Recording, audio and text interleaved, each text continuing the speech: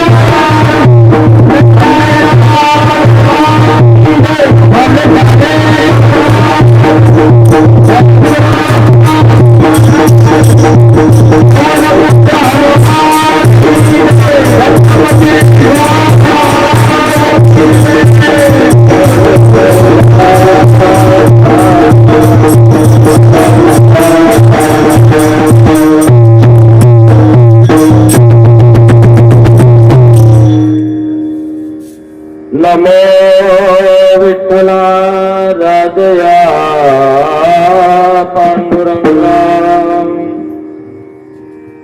नमो रुक्मिणी माऊली ज्ञानगंगा नमो पुंडलिका नमो चंद्रभागा नमस्कार माझा रुक्मिणी पांडुरंगा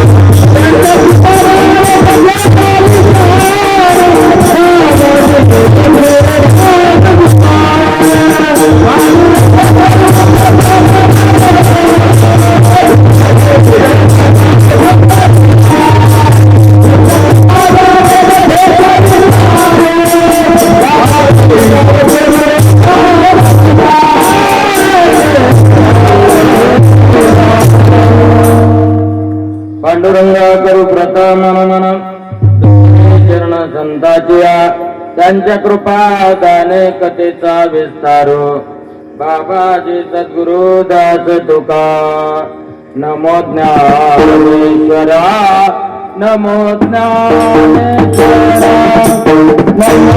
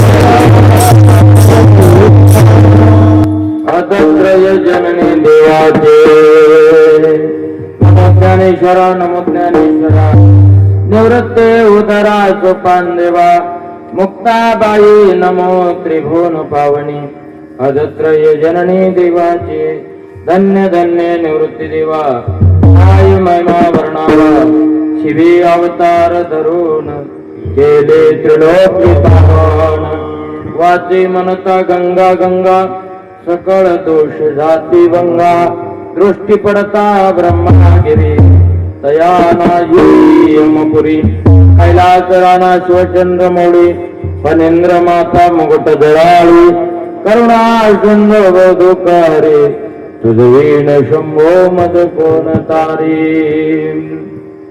दया तुझिले आदरे पांडुरंगे मानस्त केले प्रयाण प्रसंगे तनो मानवे देवे रूपीत केले न त्यागिती दिवे लोकाची नेली सेवे लागी सेवक धानी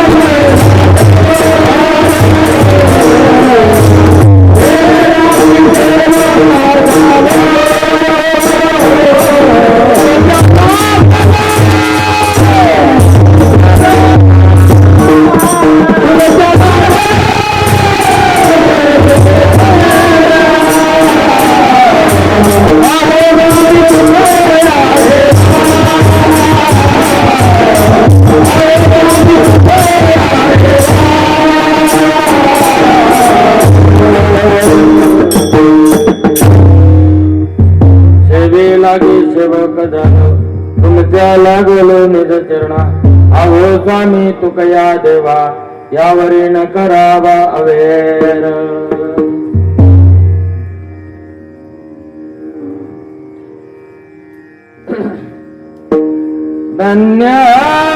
धन्यान्यनीचा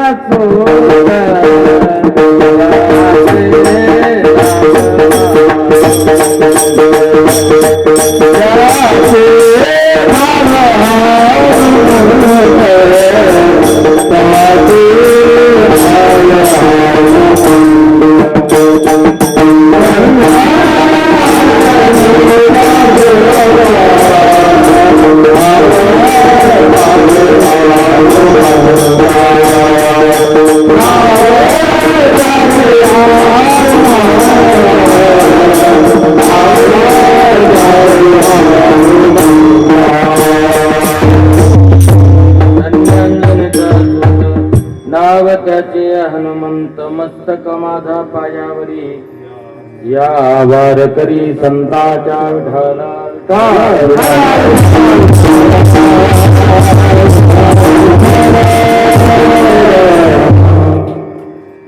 चंदनाचे हात पाय ही चंदन चंदनाचे हात पाय ही चंदन परिसा नाही हीन कोणांग दीपानाई पाटी पोटी अंधकार सर्वांग साकर अवघी गोड तुका म्हणे तैसा सज्जनापासून पाहता अवगुण मिळे चिना चंदनाचे हात पाय ही चंदन परिसानाई हीन कोण्यंग मुक्त कविल तेजोनिधी श्री ज्ञानोबराय जगद्गुरु श्री संत तुकोबराय आदि करून सकल संतांना वंदन करून मायबाप श्रोत्यांना वंदन करून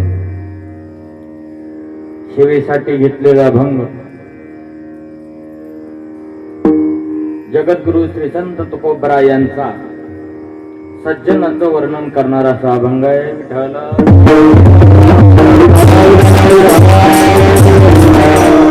जगद्गुरु तुकोबराय या अभंगामध्ये सज्जनांचं वर्णन करतात. सज्जनाला काही उपमा देतात आणि सज्जन कसे असतात असं प्रस्तुतच्या अभंगातून जगद्गुरु तुकोबराय सांगतात. अभंग बघा एकदा, थोड्या मांड्या घाला भाऊ, काय अडचण नाही, आज काय पाऊस नाही, काही नाही, काही नाही. जितक्यांनी आले ना तितक्यांनी मांड्या घाला, मांडे घालून कीर्तन ऐकावं. आता मला उभं राहून सांगावं लागतं, नाही तर मी सुद्धा मांडी घालून सांगितलं. आलं का लक्षात? मांडी घाला, कीर्तन असं ऐकायचं. तुकोबराय 4 उपमा देतात. पुन्हा सज्जनांना 4 उपमा देतात. पहिली उपमा देतात ती चंदनाची देतात. तुकोबरायांनी चंदनाकडे पाहिल्यानंतर तुकोबरायला काय झालं, पुन्हा दुसरी उपमा दिली, परिसाची दिली. सज्जन माणसाला पुन्हा परिसाची उपमा दिली. परिसाची सुद्धा उपमा तुकोबारायला कमी वाटली आणि म्हणून दिव्याची उपमा दिली. दिव्याची सुद्धा उपमा तुकोबारायला कमी वाटली आणि म्हणून साखरेची उपमा दिली. आणि मला तरी वाटतं साखरेची उपमा सज्जनाला थोडी तंतोतंत बसली आणि तुकोबाराने सांगितलं जरी या उपमा सांगितल्या असतील पण सज्जन तो काही वेगळाच आहे. कारण का सज्जन पाहावा लागतो. तुका म्हणे तैसा सज्जनापासून पाहता पहिलं काय पाहता अवगुण मिळेची ना, ज्याच्याकडून अवगुण मिळत नाही त्याला सज्जन म्हणायचं.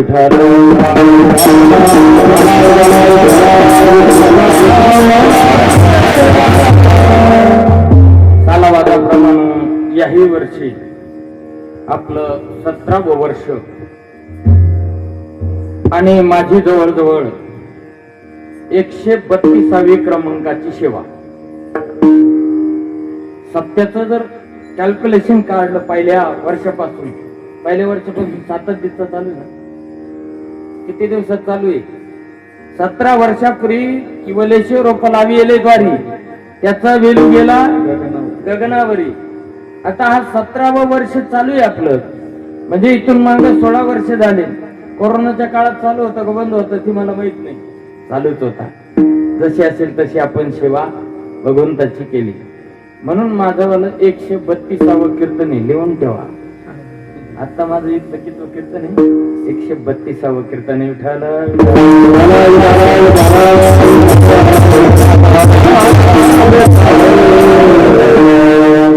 तुकोबाराच्या काळात मोठे होते त्यांना 14 टाळकरी होती. मी लहान असल्यामुळे मला 7 टाळकरी.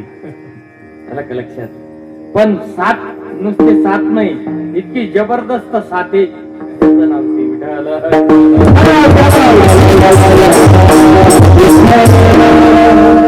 भक्त ज्ञानवराची एक ओळी म्हणते एक एकाचे मनोव्यापारी. मनात आले एकची माय कुटी आणि म्हणून तुम्हाला अशी माणसं लाभले दादांनो. भाग्यवान आहे तुम्ही. हे तुम्हाला सापडलेच कसे? मी हाच विचार करू राहिलो.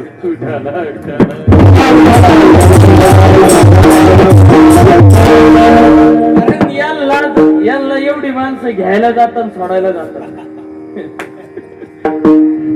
इतक्या तोला मुलाची माणसं तुम्हाला सापडले दादा, भाग्यवान आहे तुम्ही. नक्कीच या गादीचं काहीतरी पुण्य असेल आणि म्हणून ही सुंदर माणसं सापडली तुम्हाला. नियोजनाबद्दल तर वादच नाही. ज्यांचा आशीर्वाद आहे, नारायण बाबा असतील, तुकाराम बाबा असतील, आशीर्वाद खूप चांगल्या मोठ्या महात्म्यांचे तुमच्याकडं. परंतु ड्रायव्हर सुद्धा चांगला लागतो गाडी चालवायला. आणि या अशी गाडी चालवायला आमचे परमार्थ प्रेमी नांदगाव तालुक्याचं भूषण काकडा सम्राट. ज्या गावात बाबा जातील त्या गावामध्ये सुंदर काकडा होणार, सुंदर भजन होणार काकड्याचं. आणि मग काकडा स्पेशलिस्ट सुंदर बाबाचं नियोजन, आयोजन, मार्गदर्शन. कार्यक्रमाला लाभलेलं सौंदर्य, शांत स्वभावाचे आमचे ज्येष्ठ शेठ मित्र शांतराम भाऊ सदगीर. सुंदर अशी चाल त्यांच्या जोडीला म्हटले पुन्हा अंकुश महाराज सदगीर. अजून आमचे मित्र मार्केट मित्र आमचा पुतण्या योगेश भाऊ, रवी दादा, तुम्ही बसलेले सर्वच. आणि स्वतःच बोट कापलंय, चळचळा रगत गळतोय एक बाजूना, तरी मृदंग वाजवताय. आलं का लक्षात? अख्खी अर्धी पुडी बोलली झाली. त्यांचा आडनाव फणसे पण बिन काट्याची. आलं का लक्षात? गोविंद महाराज फणसे, सुंदर पप्पा. आणि म्हणून आपण जास्त वेळ कीर्तन करणार नाही, थोडा वेळ कीर्तन करणार आहे. कीर्तन थोडा वेळ करणार आहे. तुम्हाला बरं वाटावं म्हणून कीर्तन करणार नाही. तुमचं बरं व्हावं म्हणून कीर्तन करणारे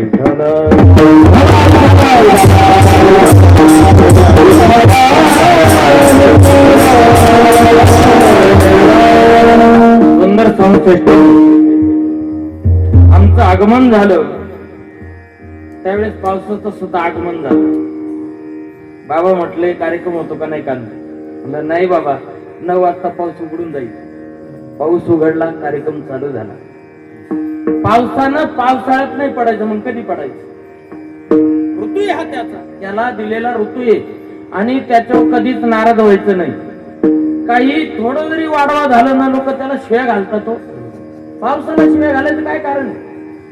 पावसाची आई माय काढते, याला माहितच नाही त्याची आई काय माय काय. याला निर्माण करणारा कोण आहे हे माहित नाही तरी आई माय काढतात. पावसाबद्दल, निसर्गाबद्दल तुम्हाला सांगतो, हे पंचतत्व आहे. पंचतत्व आहे. पृथ्वी, आग, तेज, गगन आणि वायू.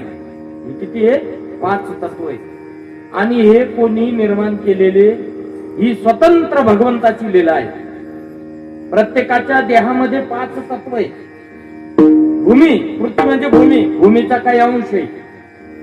जवळजवळ शेतकरी माणूस वर्षाच्या काठी 1-1.5 किलो माती खातो. भूमीचा अंश. वायू, श्वास घेतोय आपण, 12 आहे. शरीरामध्ये डॉक्टर पाणी सांगतो, आपण भले त्याला रक्त म्हणतो, पण डॉक्टर काय सांगतो त्याला? शरीरातलं पाणी म्हणजे पाण्याचा भाग आहे. तेज, अंग गरम होतो, तेजाचा भाग आहे. अंग गरम होतो. वायू, आता सांगायचं काय काम? वायू, शरीरामध्ये वायू आहेत. किती प्रकारचे वायू आहेत? प्राण, अपान, व्यान, असे बरेच वायू आहेत. 5 तत्वाचा हा देह आहे. भगवंताची सुंदर सृष्टी निर्मिती.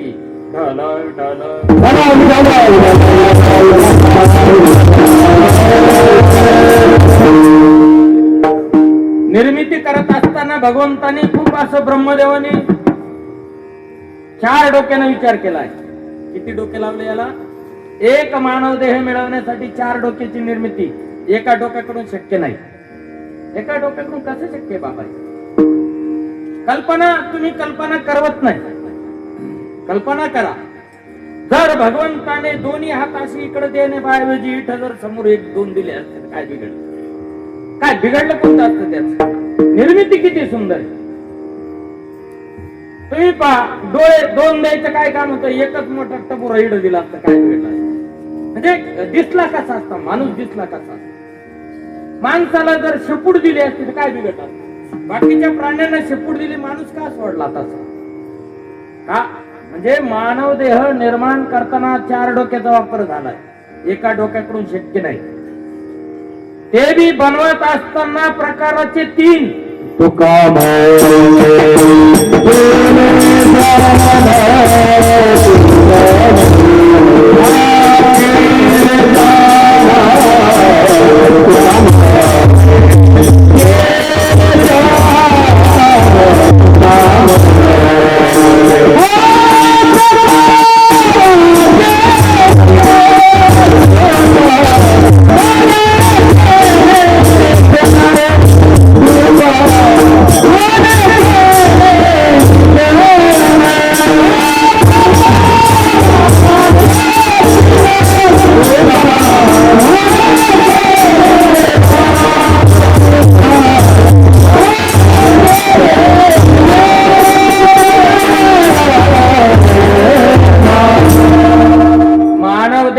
निर्माण करत असताना 3 प्रकारे प्रत्येकाकडे पहा.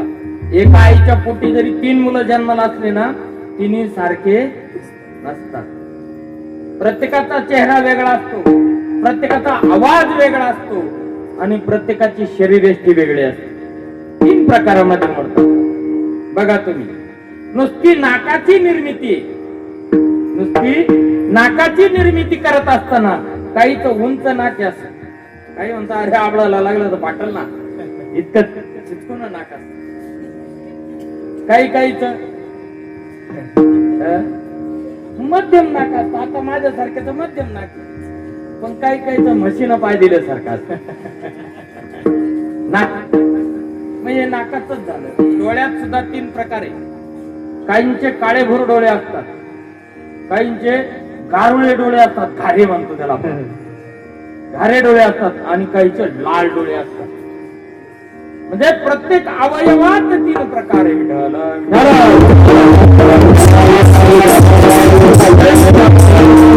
काहींचा विचार जर केला तर बुटके असतात, काही बुटके असतात, काही मध्यम असतात, काही झिरपच्या चवणी असतात. अमिताभ बच्चन म्हणजे त्याचे प्रकार आहेत. म्हणजे उंचीमध्ये फरक आहे, आवाजामध्ये सुद्धा फरक आहे. प्रत्येकाचा आवाज वेगळा वेगळा आहे. तुम्हाला सांगतो बाबा, महाराष्ट्रामध्ये जितके कीर्तनकार असतील प्रत्येकाचे आवाज वेगळे, प्रत्येकाचे आवाज वेगळे. पण एकासारखा एकाचा आवाज नाही, एकासारखा कोणाचाच आवाज. हे नुसते कीर्तनकार सोडा, गायक प्रत्येकाचा आवाज वेगळा. मग आता सांगा, हे 4 डोक्याशिवाय जमून का? बरं, इतका 4 डोके लावून त्याच्या काही अपेक्षा असतील ना? तुम्हाला मानव देह दिल्याच्या नंतर 83,99,999 यांना हे ज्ञान दिलं नाही, तुम्हाला दिलं. कीर्तनाला कुत्रे येत नाही, जे आले नाही त्यांच्याबद्दल मला बोलायचं नाही, योगायोग. कीर्तनाला कुत्रे येत नाही, कीर्तनाला म्हशी येत नाही, कीर्तनाला गाढवं येत. कीर्तनाला कोण येतात? माणसं येतात. कीर्तन माणसासाठी आहे. पशु काय पाप, पशु काय पाप,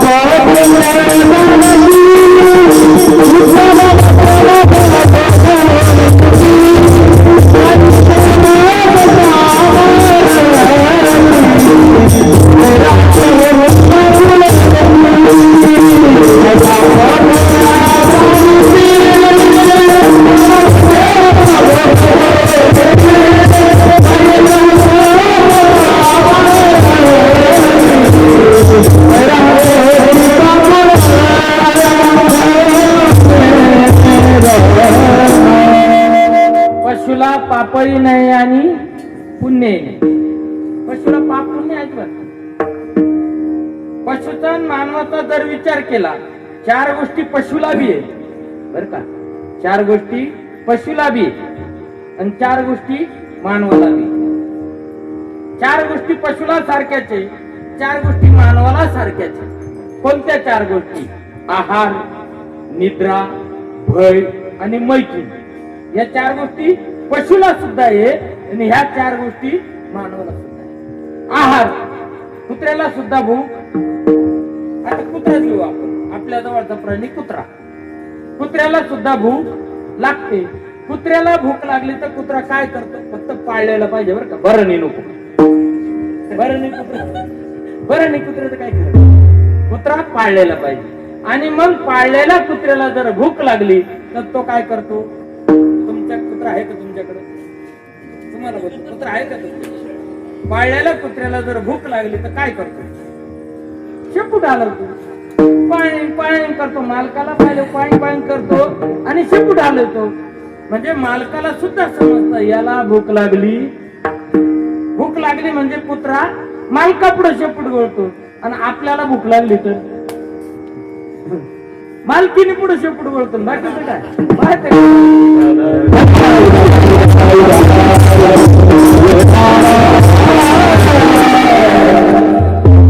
सारखाच. परंतु तरी बाबा मी सर्वेक्षण केलं, वाटाने चालता चालता एका जणाचं असं बाचकं पडलं. मार्केटला जाता जाता एका जणाचं बाचकं पडलं. बाचकं पडल्याच्या नंतर ते पाहिलं चिमणी पाखरांनी. ते आले आणि त्यांनी त्याच्यातलं काय त्यांना खायचं होतं, पावशेर एक धान्य त्यांनी खाल्लं आणि बिचाऱ्यांचं भागलं, ते निघून गेले. तितक्यात ते गायीनं पाहिलं. गाय आली की नाही शेराक्षर खाल्लं आणि ती सुद्धा भागलं, तिचं निघून गेली. तिकडून माझ्यासारखा एक आला, गतुडत उचललं, खांद्यावर टाकलं, निघून गेला. आता पशु नाही खाल्लं आणि माणसानं किती नेलं? पूर्णचे पूर्ण नेलं. म्हणजे पशु एका वेळचा विचार करतो तो पशु अजून त्याने त्याची जागा सोडली. पशु अजून बी त्याच्या जागेवर स्थिर आहे. पशु अजून बी त्याच्या जागेवर स्थिर आहे. बैलाच्या गावानी जर गाय गेली चारा खायला तर बैल तिला चारा खाऊ अजून बी खाऊ देतो चारा. पण मग माणसाच्याकडे आले अवघड आहे ना. म्हणजे माणूस किती पुढे गेला.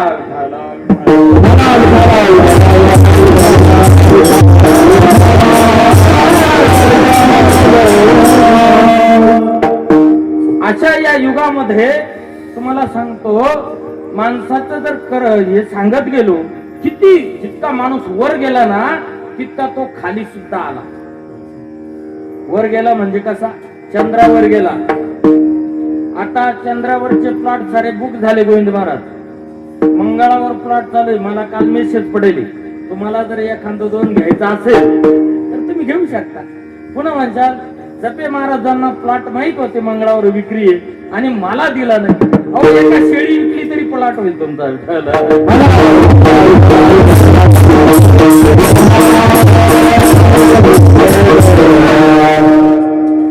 माणूस चंद्रावर गेला माणूस मंगळावर गेला तितकाच अमंगळ खाली करतो. फक्त मंगळावर गेला पण अमंगळ सोडत नाही. आणि अमंगळ सोडावे याच्यासाठी आजचं कीर्तन विठ्ठल.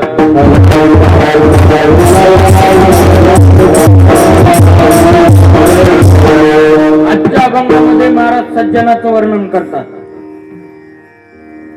पण सज्जन ओळखण्यासाठी आपल्याला अगोदर दुर्जन ओळखावं लागेल. सज्जन ओळखायच्या अगोदर आपल्याला दुर्जन ओळखल्याशिवाय सज्जन कळणार. ताक पाहिल्याशिवाय लोणी आपल्याला कळणार. आपल्याला बरोबरी करायची. गार पाहिल्याशिवाय आपल्याला हिरा कळणार. चांदण्या पाहिल्याशिवाय आपल्याला चंद्र समजणार. आपल्याला जर चंद्र पाहायचं असेल तर अगोदर चांदण्या पाहा तेव्हा चंद्र कळत. आपल्याला जर हिरा पाहायचा असेल तर आपल्याला अगोदर गार सुद्धा पाहा. आपल्याला जर लोणी पाहायचं असेल तर आपल्याला अगोदर ताक सुद्धा पाहावं लागेल. विठाला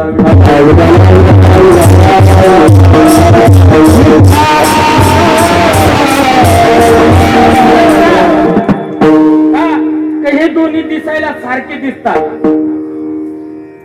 एक जणाने साखर दळेला आणली आणि एक जणाने मिठाई दळेला आणली. दोघं कसे सारखे. मिठाई सारखं आहे आणि साखरही सारखी आहे. मग हे कळल कधी? ज्यावेळेस चाटून पाहू त्यावेळेस कळल. मीठ मिठाचा गुण दाखले साखर साखर दोन्ही जरी दिसायला सारखी असली पण वर्म हे पारखी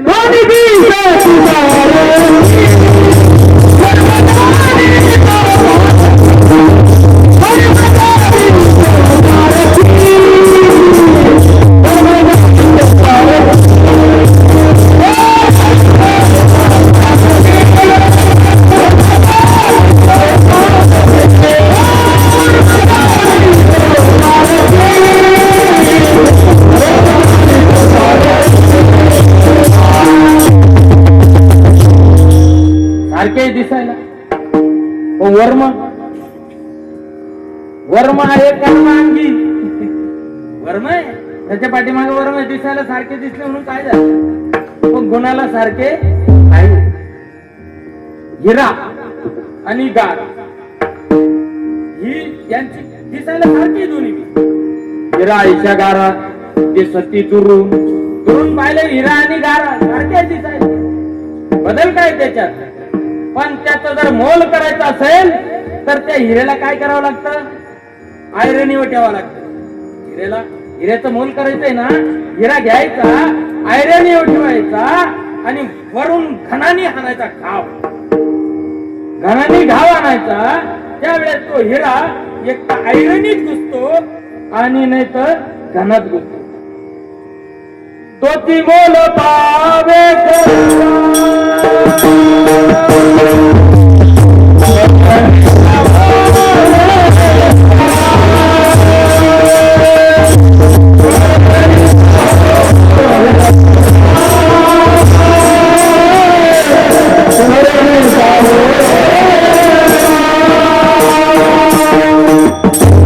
त्याचं महत्व काय? हिरा घेतला का? तुमच्याकडे कोणाकडे हिरा आहे का? नाही म्हणतात धनगर लोकांना श्रीमंत वाचलाय का? तुम्हाला जर परीक्षा घ्यायची असेल तर मी आयरन आणि घन घेऊन येतो, तुम्ही हिरा घेऊन या. तो हिरा आयरनवर ठेवल्यानंतर वरून घन 2 हाताने मारायचा, किसाड्याचा नाही घन, 16 किलोचा घन. आणि मग तो हिरा कुठे जातो? आयरन मध्ये जातो, बॅक बसतो, तो फुटत नाही. तोची मोल पावे खरा, करणीचा होय चुरा. हिरा ठेविता आयरणी, तोची मोल पावे खरा, करणीचा होय चुरा. चुरा होऊन जातो करणीचा, म्हणजे गाराचा चुरा होऊन जातो हिरा. मग आता तो आयरन मध्ये फसलेला हिरा काढण्यासाठी काय आणावं लागते? हिरकणी आणावं लागते. हिरा आयरन मध्ये घुसलेला असो किंवा घनामध्ये घुसलेला असो, त्याच्यासाठी अशी लांब दांड्याची असते, त्याला हिरकण म्हणतात. आणि ती हिरकण काय करते? हिऱ्याला पैलू पाडत असते. हिरकणीचं काय काम असतं?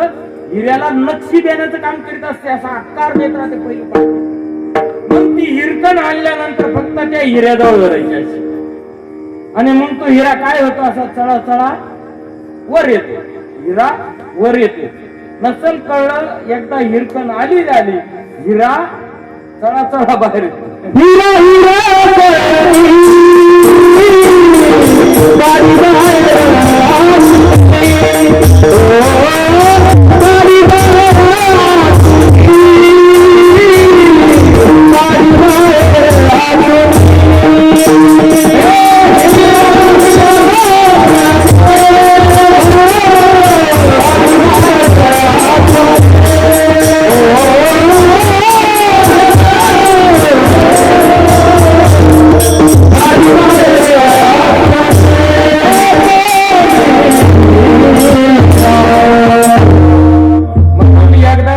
हिरकण आली रे आली, काही हिरा कळलं त्याला धन्यवाद, नाही कळलं त्याला बोलतात. असे बरेच हिरे भाऊ, फक्त हिरकण यायचा उशिरी निघली गेली. हिऱ्याची परीक्षा झाली, पण इतका लाख मोलाचा हिरा आहे, लाख मोलाचा हिरा आहे. तो हिरा घनाने फुटत नाही, आयरनीवर फुटत नाही. किंमत त्याची पाहिली तर खूप आहे, पण तो काही एकदा ढेकणाच्या संगतीमध्ये आला.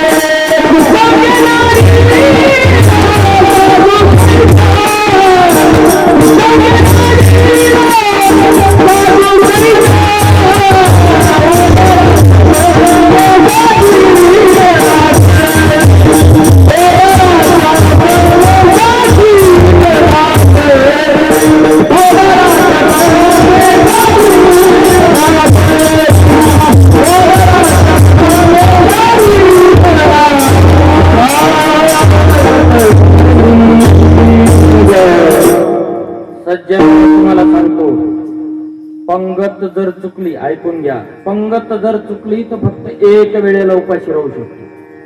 माणसाची पंगत चुकली ना, फक्त एक वेळेला उपाशी राहू शकतो.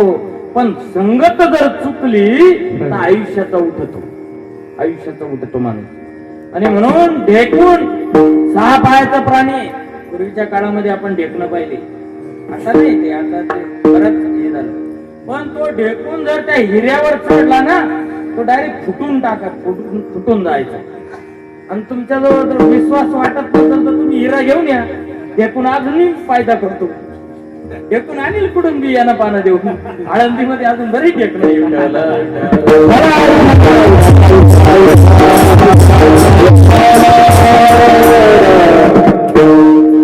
ज्या अर्थी आपल्याला हिरा पाहायचा त्या अर्थी हिऱ्याची परीक्षा घ्यावी. तसा सज्जन पाहायचा असेल तर सज्जनाची सुद्धा परीक्षा घेतली जाते. आलं का लक्षात? आणि दुर्जन त्याच्या वागणुकीने कळत असतो. दोन्ही दिसायला सारखे, दुर्जन आणि सज्जन. दुर्जन आणि सज्जन दिसायला सारखे, बदल काहीच नाही, पण कार्यावरून त्यांची ओळख होते. तुमच्या गावामध्ये विंचू निघतात कधी? विंचू पाहिले का? काय म्हणते? विंचूच म्हणतात. विंचू दुर्जन जसा विंचवाची नांगी ना तसा दुर्जन असतो.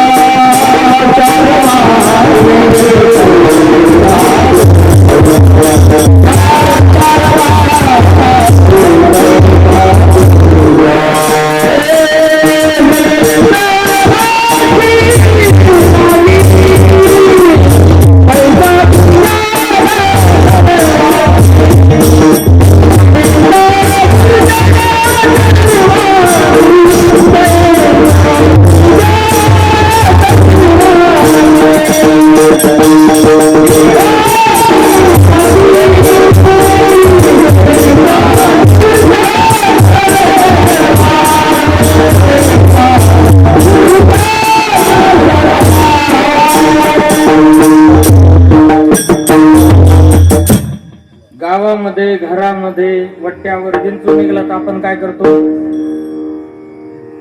विंचू पाहिल्यावर काय करतो आपण? बोलताय तुम्ही? बोलत नाही काय? घरात विंचू निघल्यावर काय करतो आपण? ऐका नाही, हळद घेतो, कुंकू घेतो, त्याची पूजा करतो का आपण? कारण का त्याचा स्वभाव आहे, त्याचा स्वभाव आहे काय करायचं? नांगी मारणं. तो अशी नांगी वाकडीच करून चालतो. विंचू काय करतो? नांगी वाकडी करून चालतो. फक्त तो नांगी कधी पाडतो? पाल पाहिले, त्याला पाल पाहिली का तो काय करतो? नांगी पाडून देतो. त्याला माहिती पाल आपलं काम करणार. पाल मग पाल विंचू आणि पाल पाहिली का नांगी पाडून देतो. पालीना विंचू पाहिला रे, पाहिलं का? पाल खाऊन देते त्याला. आणि तीच पाल जर कोंबडीनं पाहिली तर, तीच पाल कोंबडीनं पाहिलं, कोंबडी मग तिचं काम करून टाकते. म्हणजे इतका विषारी विंचू पालीने काय केला? फस्त केला. इतकी विषारी पाल कोंबडीने काय केली? आता इतकी विषारी कोंबडी. मी काहीच बोललो नाही. हो नाही, हो नाही, पाप आपल्याला बोलायचं नाही, आपल्याला ते काहीच सांगायचं नाही. मी फक्त बोललो कोंबडी बाप्पाची ती असं.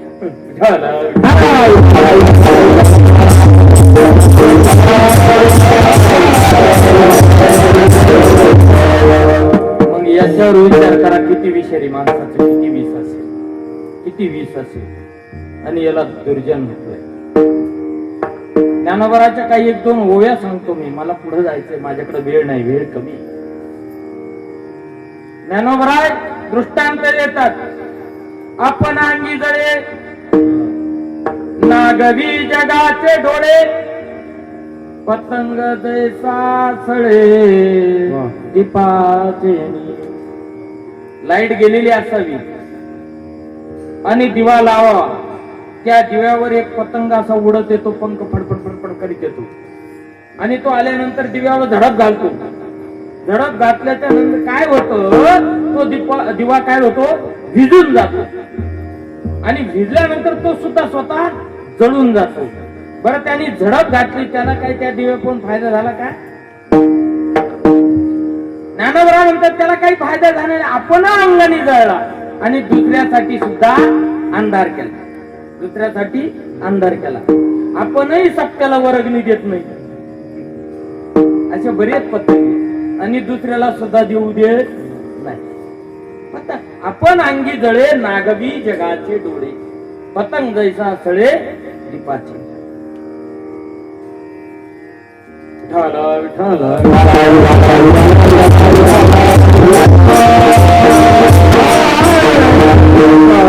आणखी ज्ञानोबराय एक दृष्टांत देतात.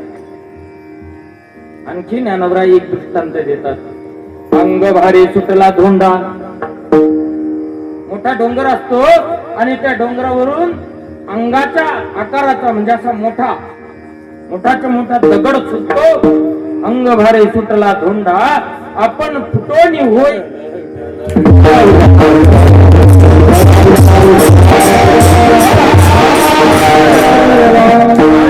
अंग शतखंडा, का आड आली या रगडा करी जायचा. अंगाच्या भाराचा धोंडा मोठ्या डोंगरावरून सुटला. त्या सुटण्यामागे त्याचा काही फायदा, काहीच फायदा. आणखी त्याचे खांड झाले, तुकडे झाले त्याचे. आपण फुटवणी होय शतखंडा, तुकडे झाले त्याचे. आणि जे काही झाडं होती वाटात, का आड आली या रगडा करी जायचा. वाटातले झाड तुडीत आला, सार असं करीत आला. याचं नाव दुर्जनी. याचं नाव काय आहे? आता सज्जनाची व्याख्या सांगतो.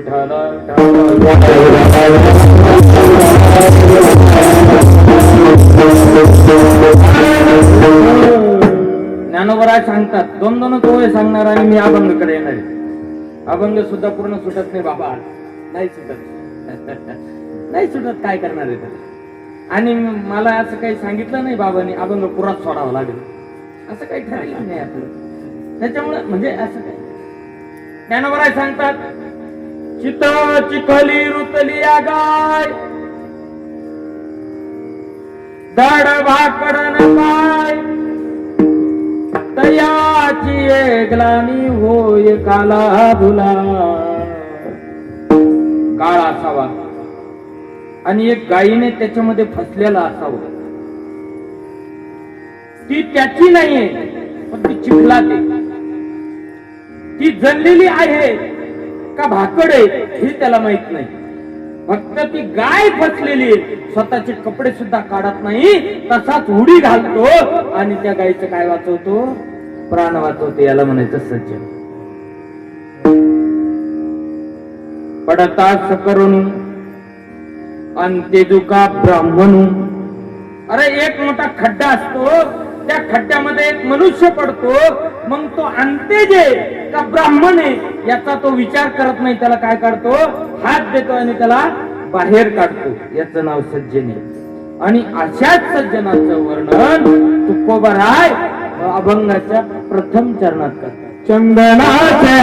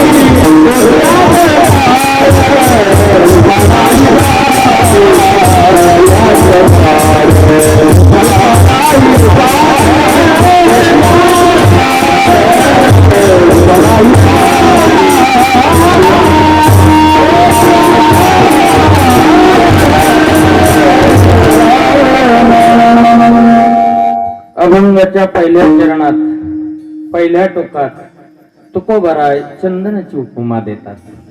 चंदनाचे हात पायही चंदन.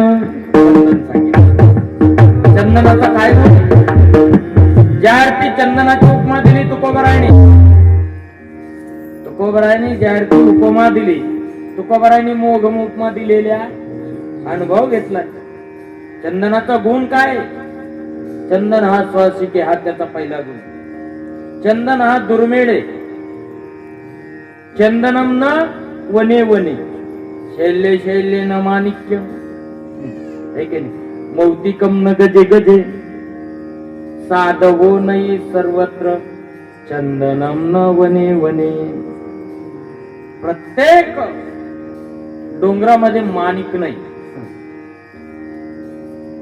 प्रत्येक साधू नाही, प्रत्येक ठिकाणी साधू नाही, आणि प्रत्येक वनात चंदन नाही. चंदनम न वने वने. चंदन सुवासिक. चंदनाच्या झाडाजवळ लिंबाचं जरी झाड असलं तरी त्या लिंबाच्या झाडाला तो चंदन काय करतो, सुवासिक बनवतो. बोरीचं जरी झाड असलं, आता त्या बोरीच्या झाडाचं एक विशेष महत्व बरं का. साऱ्या झाडांचे काटे पहा आणि बोरीच्या झाडाचे काटे पहा, विचित्र काटे असतात. बाबळीचे असले दोन सारखे राहिले, हिवराचे राहिले दोन सारखे राहिले, येड्याबाळीचे राहिले दोन सारखे राहिले, अजून खैराचे राहिले दोन वाकडे राहते. पण बोर अशी येडपट आहे ती बोर, तिचा एक काटा सरळ आहे, एक वाकडा.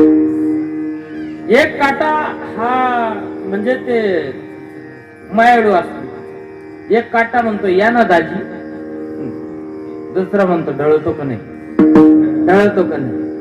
पण त्या अशा काटेदार झाडाला सुद्धा चंदनाने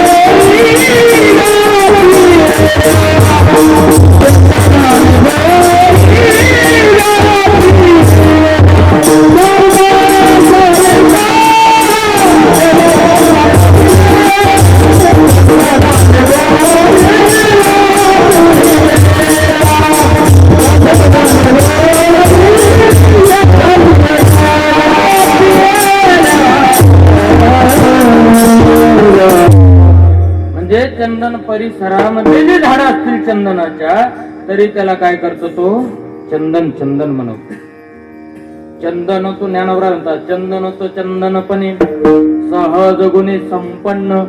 सहज गुण आहे त्याचा. तुम्हाला सांगतो, तापलेली तेलाची कढई असू द्या, मोठी कढई असू द्या तापलेल्या तेलाची, त्याच्यामध्ये तो 52 नावाचा जो चंदन आहे त्याचा थेंब जरी टाकला ना, तापली या तेला निववितो चंदन, त्याला चंदन म्हणायचं. तापल्याच्या तेलाचं सुद्धा ताप आला ना अंगाला, चंदन उघडून जरी लावलं, चंदन हा ताप निवारक, तापाचं आणि निवारण. इतका चांगला चंदन आहे म्हणून तुकोबाराने त्याला कशाची उपमा दिली, संताला चंदनाची उपमा दिली. पण तुकोबाराला त्या चंदनामध्ये काही दुर्गुण सुद्धा दिसले. काय दुर्गुण आहे? जर चंदनाचं इतकं महत्व आहे, मग आपण बाकीचे झाडं लावण्यापेक्षा चंदनाची का लावत नाही? आपण चंदनाची झाडं लावायला पाहिजे. काहीतरी म्हणजे 10-5 हजार तोळा येते चंदनाचं झाड, 10-5 हजार तोळा आहे, का लावत नाही आपण?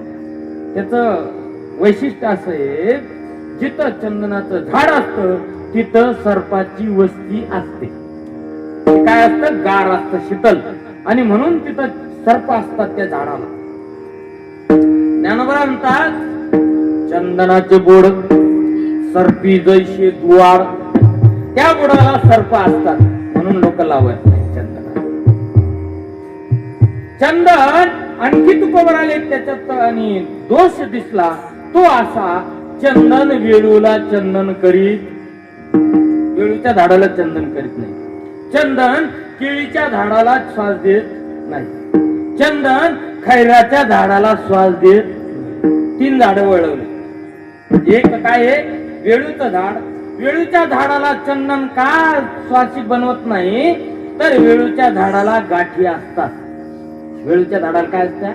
गाठी असतात. आणि मग चंदन म्हणी हा आतल्या गाठीचा आहे, आपल्याकडे नको. गाठी असतात त्याला, त्याच्यामुळे चंदन त्याला स्वासिक बनवत नाही. आणि मग तो वेळू ज्ञानोबराची दिंडी निघली होती आणि त्या दिंडीकडे ज्ञानोबरायकडे गेला. ज्ञानोबरायचं दर्शन घेतलं आणि ज्ञानोबराला सांगितलं, हा चंदन इतका स्वासिक आहे, इतका पवित्र आहे, इतका चांगला आहे, पण तो त्याचा गुण आम्हाला देत नाही त्याचा गुण. मग ज्ञानोबरायने चंदनाला विचारलं, का रे काय गुण देत नाही? तो म्हणे त्याला गाठी आहे, त्याच्यामुळे त्याला मी गुण देत नाही. मग वेळू म्हणे, बांबू म्हणे, ज्ञानोबराय मी तुम्हाला शरण आहे. मग ज्ञानोबरायने सांगितलं, आपल्याला हा शरण आला ना, याच्या काय करा, काठ्या तोडा आणि त्याच्यामध्ये पताका लावली. त्या काठीमध्ये काय लावली ज्ञानोबरायनी? पताका लावली आणि पताका खांद्यावर घेतली आणि ज्ञानोबरायने दिंडी काढली. आणि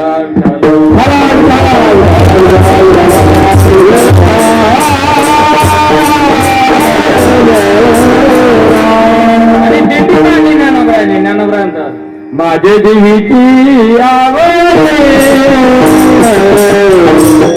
माझ्या देवीची आवड,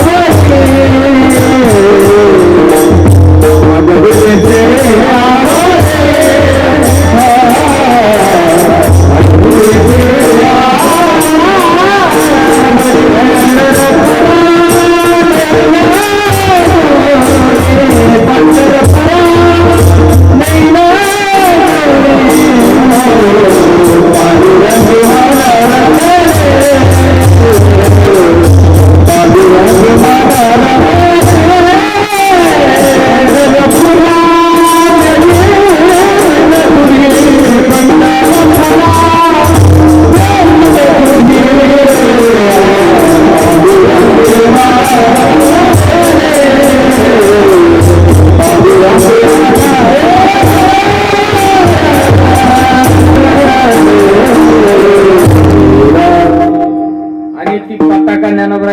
माझ्या जीवीची आवडी. आणि आवडीनं ज्ञानोबरायनी त्याला काय घेतलं? खांद्यावर घेतलं. अरे त्या पताकाला आपल्या ज्ञानोबरायचा स्पर्श झाला आणि संध्याकाळी त्याच चंदनाने त्या बांबूची काय केली? पूजा केली. कोणी केली? संतांनी. त्याच चंदनाने, त्या जो चंदन त्या बांबूला स्वासिक करत नव्हता ना, त्या चंदनाने बांबूची पूजा केली संध्याकाळी. आणि मग तो बांबू म्हणायला लागला, वाटला ना, करतोय ना आमची पूजा, पडतोय ना आमच्या पाया. त्यावेळेस तो चंदन म्हणता, रे तुला ज्ञानोबरायने तुझा अंगीकार केला रे, म्हणून पताकाला कुठल्याही काठ्या वापरू नये, काही चंद्रज्योतीच्या वापरू द्या, त्याला बांबूच्या दिल्या. आणि मग हे पाहिलं कोणी? केळीने पाहिलं. ज्ञानोबराय त्या आतल्या गाठीच्याला तुम्ही खांद्यावर घेतलं ज्ञानोबराय, आणि आम्हाला सुद्धा तो चंदन करत नाही. का करत नाही चंदन? तर त्याला ते पापडे असतात, पडदे. केळीला काय असतात? पडदे असतात, म्हणून चंदन करीत नाही त्याला. मग ती केळी ज्ञानोबरायकडे गेली. ज्ञानोबराया, तुम्ही जसा आणि बांबूचा स्वीकार केला तसा आमचा सुद्धा स्वीकार करा. स्वयंपाक तयार झालेला होता. ज्ञानोबरायने सांगितलं, तुला आमच्या पुढं बसावं लागेल. आणि मग ते केळीचे पानं पुढे वाढून घेतले. त्याच्यावर स्वयंपाक बेस्टपैकी शिरा, भात, वरण, घुगरी आणि सर्व पदार्थ आले. ज्ञानोबरायने पाणी फिरवलं आणि पंक्तीला चंदनाचा सुवास दिला. म्हणजे केळीच्या पानाचा सुद्धा ज्ञानोबरायने काय केला? स्वीकार केला. म्हणजे चंदनामध्ये सुद्धा दुर्गुण आहे. त्यानं बांबूला चंदन केलं नाही, त्यानं केळीला चंदन केलं नाही, पण सज्जनाचा गुण असा आहे, त्यांनी काय केलं? पताका केली. केळीचं पान जेवायला घेत असा नाही, म्हणून ते पवित्र झालं. विठ्ठल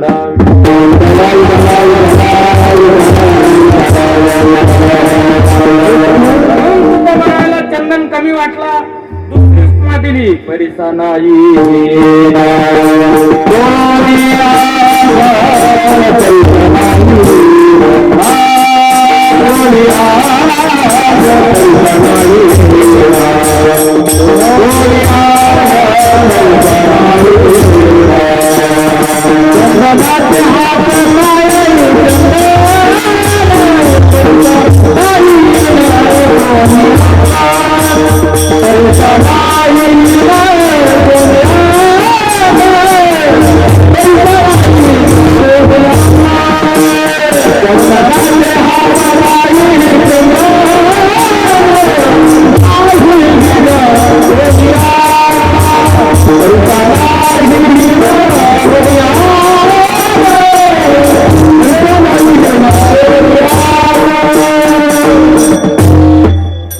अर्धामध्ये परिसा नाही हेन कोणांग.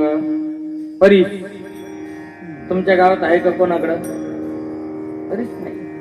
आमच्याही गावात नाही, बाबाच्या सुद्धा गावात नाही, अंकुशमाराच्या सुद्धा गावात नाही. परीस नाहीये, नाही नाही त्याला काय. पण परीसाचा गुण मात्र आपल्याला माहिती. काय करतो परीस? परीस काय करतो? ताई माई काय करतो बरं परीस? तुम्हाला माहित नाही? परीस काय करतो? लोखंडाचं सोनं करतो. परीसाचा गुण आहे हा. लोखंडाचं काय करतो? सोनं करतो. आता तो परीस आपण पाहिला नाही, पण ज्ञानेश्वरी मध्ये त्याचं वर्णन आलेलं. तुकोबाराने त्याचं जागोजागी वर्णन केले. म्हणजे परीस आहे हे आपल्याला मान्य करावं लागेल. तो धातू परीस. परीस काय आहे? धातू आहे. आणि त्या धातूचा गुण आहे. काय गुण आहे? लोखंडाचं तो काय करतो? सोनं करतो. पण त्याचा अजून एक दुर्गुण आहे. तो लोखंडाचं सोनच करतो, परीस करत. पण संताकडे गेल्यावर काय होतं? आपण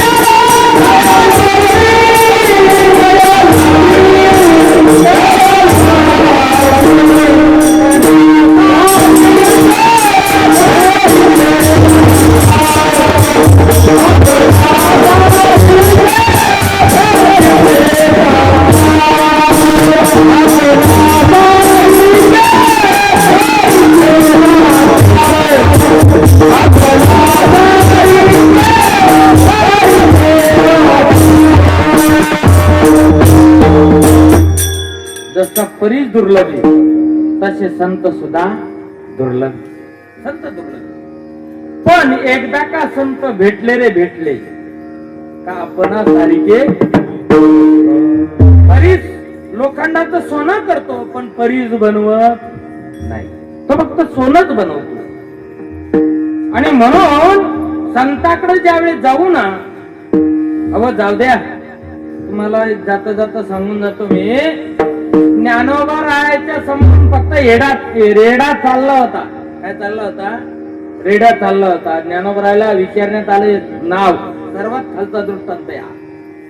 ज्ञानोबा राहायला विचारलं तुझं नाव काय? त्यावेळी त्यांनी सांगितलं ज्ञानदेव. काही लोक म्हणले ज्ञानदेव नाही, ज्ञाने म्हण ज्ञाने. बरं ज्ञाने. एक जण त्या ब्राह्मण पैठण मध्ये ब्राह्मण होतोय आणि त्या पैठण मध्ये हवं त्याला काय लागतं? हा संतोबाचा रेडा चालला, त्याला सुद्धा तो ज्ञान्या म्हणतो. रेडा चालला ना, त्याला सुद्धा त्याचा मला काय म्हणतो? ज्ञान्या म्हणतो. आणि ज्ञानोबरायला अवघड वाटलं ते.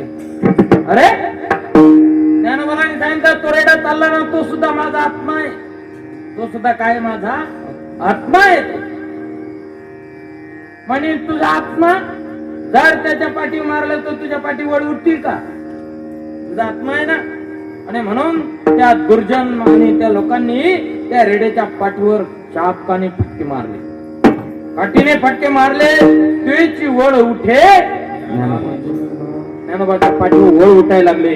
मुक्ताबाई धावत गेली. चिमुकली 7 वर्षाची मुक्ताबाई जाते, पाया पडते, नका ना मारू त्याला माझ्या दादाच्या पाठीवर. कारण का? आत्मा एक दाखवायचा होता. आत्मा एक दाखवायचा होता. आणि म्हणून त्या रेड्या, अरे मग बाकीचे म्हणायला लागले, अहो काय म्हणे, याचा बाप आहे ना बंगाल मध्ये गेला होता, त्याने विद्या शिकून आला तो, विद्या शिकून आला तो. आणि त्याचे वळ आता ते आपल्या गावात नव्हते ना छडावाले, ते टुकणाड्या खायचे. इकडून असा मोठा गोळा कुंबवायचे, पाठीमागून हे काढायचे. असं म्हणजे ते दाखवायची असेल, ते बाणामती असेल, नजरबंदी असेल, काय असेल, ती म्हणे याच्या बापाने ना तिकडे जाऊन बंगालमध्ये जाऊन ती बंगाली विद्या शिकून आला म्हणे, आणि म्हणून मग याला एक काम कर, तुला वेद बोलता येते का म्हणे. हो वेद बोलता येते म्हणे. मग तुला वेद बोलता येते, ह्या रेड्याला बोलता येतील का, ह्या रेड्याला बोलता येतील का वेद. मग ज्ञानावरांनी त्या रेड्यावर हात ठेवला. हात कोणता रे वेद बोलायचा. मग त्यांनी सांगितलं साऱ्यात अवघड वेद कोणता, म्हणे ऋग्वेद. साऱ्यात अवघड कोणता आहे, ऋग्वेद. मग ज्ञानोबराने हात ठेवलं, म्हणलं ज्ञानदेव म्हणे रेड्या बोल रे ऋग्वेद ओम सम शब्द प्रणवाचा. आणि मग तो ऋग्वेद बोलायला लागला. धाड धाड धाड धाड त्या वेदाच्या रोच्या पडायला लागले. ब्राह्मण मग पळत गेले, आपला वेद घेऊन आले, त्या चुक्या सुधारायला लागल्या त्या ऋग्वेदात. मला ते नाही सांगायचं, मला विषय एवढाच सांगायचा आहे.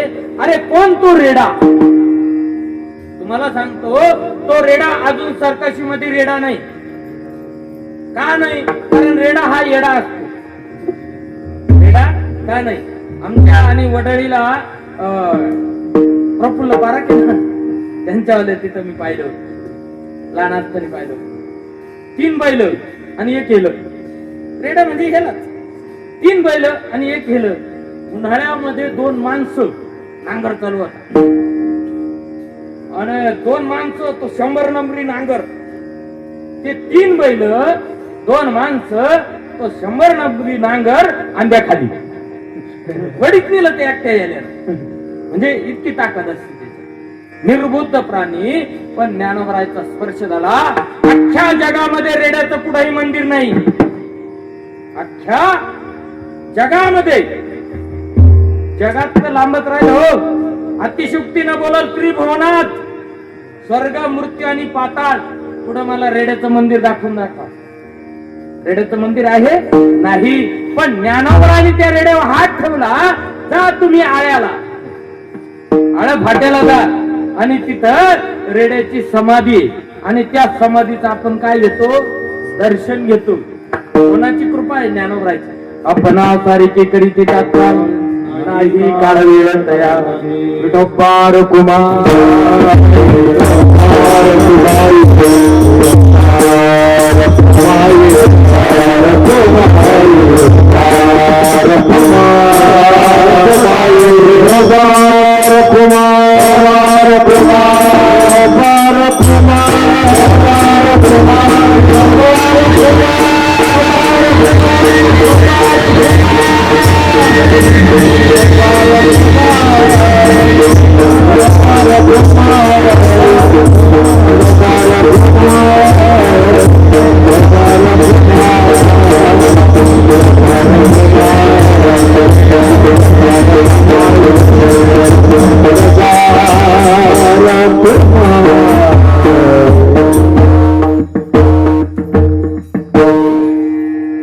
तुम्ही नाराज काय माझ्यावर?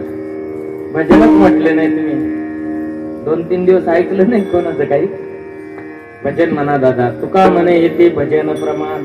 इथं भजनच म्हणाला. 2 मिनिटात तुम्हाला सोडतो मी. भजन करा मोठ्या प्रमाणात. विठोबार कुमार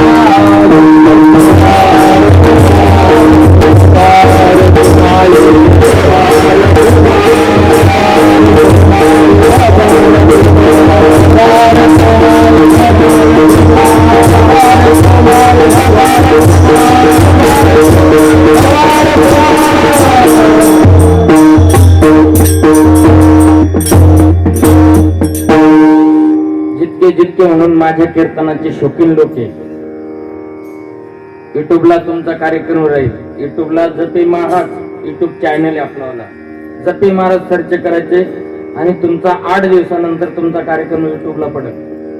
तुम्हाला आठवण आली जपे महाराज हे करायचं, तुमचा कार्यक्रम लगेच आम्ही गावाचं नाव टाक, काही अडचण नाही. आणि म्हणून आपण पहिल्या चरणावर बोलण्याचा प्रयत्न केला. आपल्याकडे वेळ नाही. चंदनाचे हात पाये चंदन परिसा नाही हीन पोनांग, इथपर्यंत आपण आलो. आणि पुढचा जो विषय बघू कधीतरी, कधीतरी बघू. संत हे चंदनासारखे असतात. संत हे आणि परिसासारखे असतात, संत साखरीसारखे असतात, संत हे दिव्यासारखे असतात.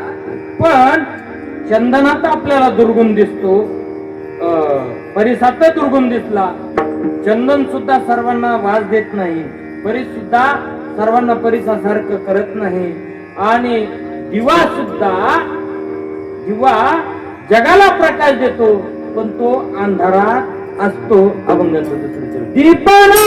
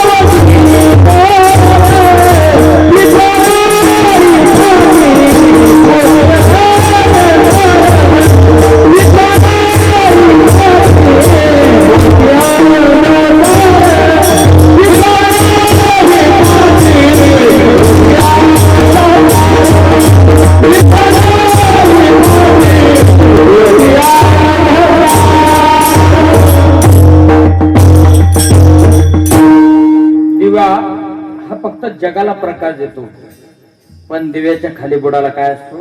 अंधार असतो.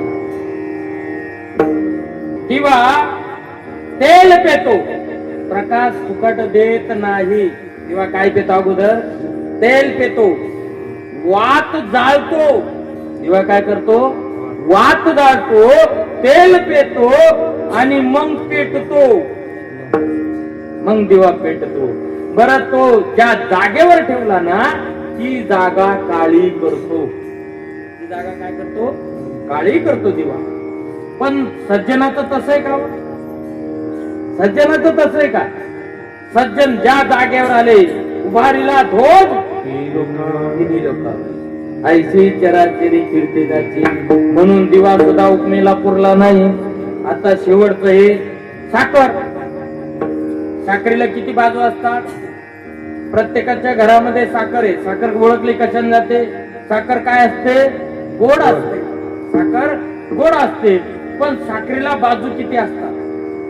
काय मत आहे तुमचं? आलं साखरेला किती बाजू आहे? 4. तुमचं काय मत आहे? 4. माझं मत आहे 10 बाजू असतात साखर. सांगू दे काय अडचण? दिशा किती आहे? दिशा किती? दिशा 10 आहे ना. पूर्व पश्चिम 4, उपदिशा पुन्हा 4, ऊर्ध्व आणि गच्छ. म्हणजे एक वरची बाजू, एक खालची बाजू, इतक्या बाजू साखरेच्या दाण्याला असतात. 10 अंगानं साखर काय असती? 10 अंगानं गोड असती साखर. पण ज्याला मधुमेह आहे, ज्याला साखर आहे, त्याला साखर चालत नाही. त्याच्या नावावर कारखाना आहे, पण दाना तोंडात टाकता येत.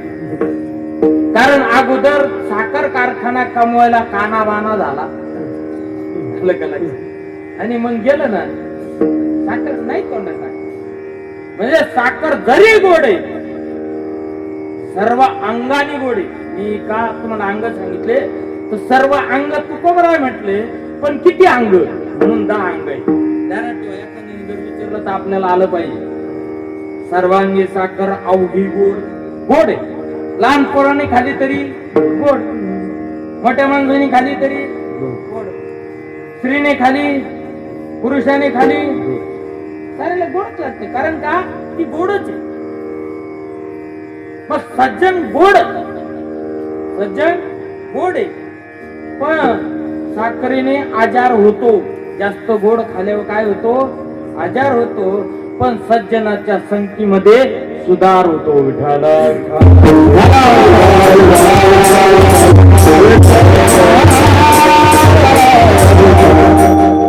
साखर खाल्यानंतर फक्त तोंड गोड होत. ऐकून घ्या, साखर खाल्यानंतर फक्त काय गोड होत? तोंड गोड होत. पण संतांच्या संगतीत गेल्याच्या नंतर सर्व सर्व अंग गोड होते. सर्व अंग काय होतो? गोड. सर्व अंग. आणि म्हणून ज्याचं सर्वांग गोड झालं त्याचं वर्णन तुकोबाराय शेवटच्या चरणात. तुका म्हणे जैसा तुका म्हणे जैसा